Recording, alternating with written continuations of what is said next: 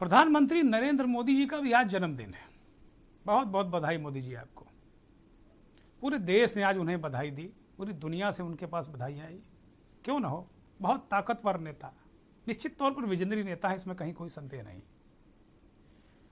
पूरी आज भारतीय जनता पार्टी ने अपने कार्यकर्ताओं को एक सेवा सप्ताह के रूप में शुरू कराया, उनका सेवा सप्ताह शुरू किया। भारतीय जनता पार्टी के कार्यकर्ता सेवा सप्ताह में लगे रहे और वैक्सीनेशन, जो आज मोदी जी के जन्मदिन पर वैक्सीनेशन का टारगेट 2 करोड़ रखा गया था एक दिन में, सरकार ने इसे पूरा किया और संगठन ने इसे पूरा करने में पूरा योगदान दिया।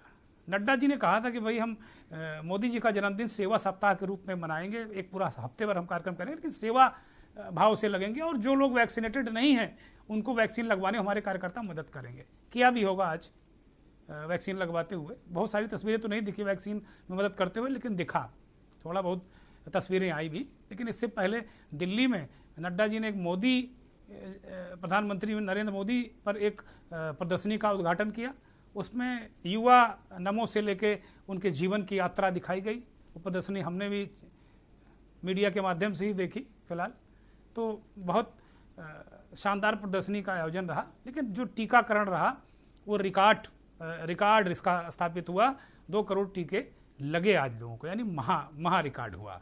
और ये अपने आप में एक बहुत बड़ी भारत की उपलब्धि है कि शायद दुनिया में किसी भी देश ने एक साथ एक दिन 2 करोड़ टीके नहीं लगाए। ये इस उपलब्धि पर हमें गर्व करना चाहिए निश्चित तौर पर। लेकिन अब 2 तस्वीरें आपको दिखा रहे हैं। एक तस्वीर आप देखिए प्रयागराज की।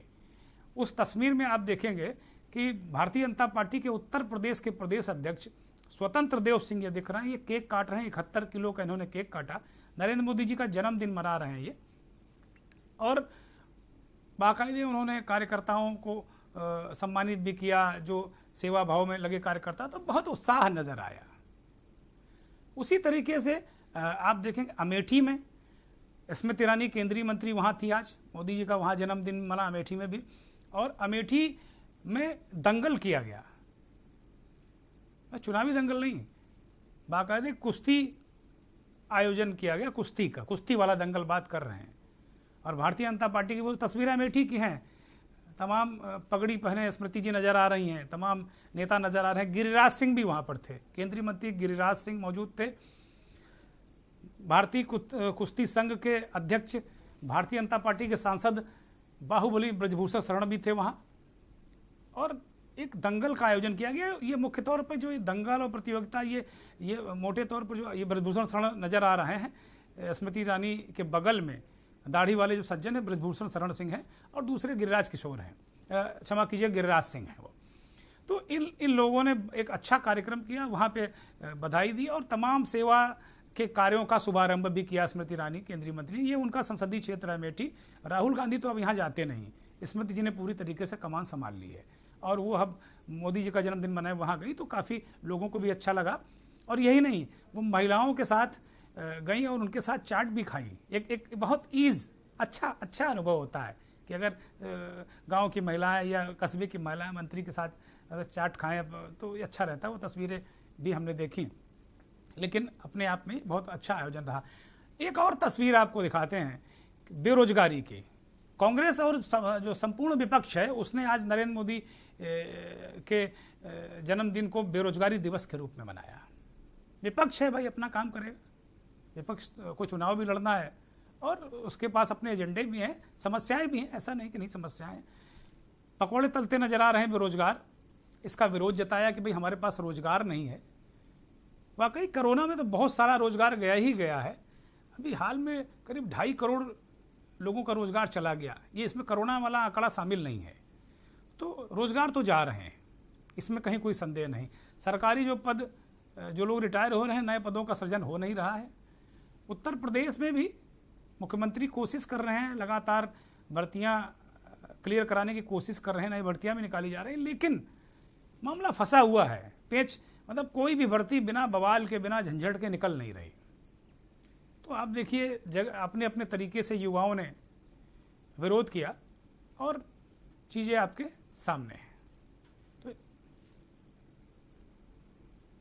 अब हमारा जो मंथन में चलते चलते सेगमेंट है उसमें एक महत्वपूर्ण और बड़ी चौंकाने वाली खबर आई कि कानपुर नगर है उत्तर प्रदेश में, औद्योगिक शहर है, बड़ा शहर है, वहाँ एक चौराहे पर 2,45,00,000 के चालान कट डाले पुलिस ने।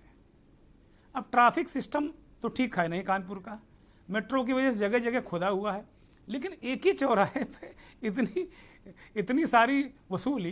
भाई बेहतरीन साधन निकाला है ट्रैफिक वालों ने पैसे कमाने का। मतलब आप चालान पे चालान, चालान पे चालान, चालान पे चालान, जनता पिस कैसे रही भाई? आप देखिए, अरे भाई ठीक है ट्रैफिक का उल्लंघन कर रहे हैं, लेकिन इस जो नई व्यवस्था कर दी है ना गडकरी जी ने, नया जो मोटर वाहन अधिनियम आ गया है ना, गडकरी जी को प्रणाम। गडकरी जी ने जो हथियार दे दिया है ना, ये हमारे जो पुलिस वाले बंधु हैं ये उसका इतना दुरुपयोग कर रहे हैं, मतलब उपयोग कर रहे हैं, क्षमा कीजिए, क्योंकि हम जो सहसा सही बात है ना वो निकल आती है कि दुरुपयोग ही कर रहे हैं वो। अब मैं कहूँगा इस बात को कि उपयोग बिल्कुल नहीं कर रहे हैं। भाई ये आप कल्पना कीजिए, एक चौराहे पे मतलब 2 करोड़ से ज़्यादा रुपया चालान में वसूल लिया, और ये 45 दिनों का मामला है, कोई ऐसा नहीं 1 साल में वसूल लिया एक चौराहे पे। मैं जाऊंगा वो चौराहा देखने, जब कानपुर रहूंगा तो वो चौराहा देखूंगा मैं जाकर कि भैया कौन सा अद्भुत चौराहा है कि इतना कौन सा ट्रैफिक का उल्लंघन हो गया है। और अगर उस चौराहे पर इतना उल्लंघन हो गया है, इतनी पेनल्टी ली गई है, तो फिर वहाँ उसका टेक्निकल मुआयना जरूर कराना पड़ेगा कि वास्तव में हुआ क्या। खैर, इसको सुधार करने की गुजारिश हम कहेंगे कि भाई सुधार कर लो, क्योंकि जनता है ये, है ना, और जब जनता रिएक्ट करती है तो फिर मुश्किल हो जाती है। तो भैया इतना भी तंग मत करो जनता को।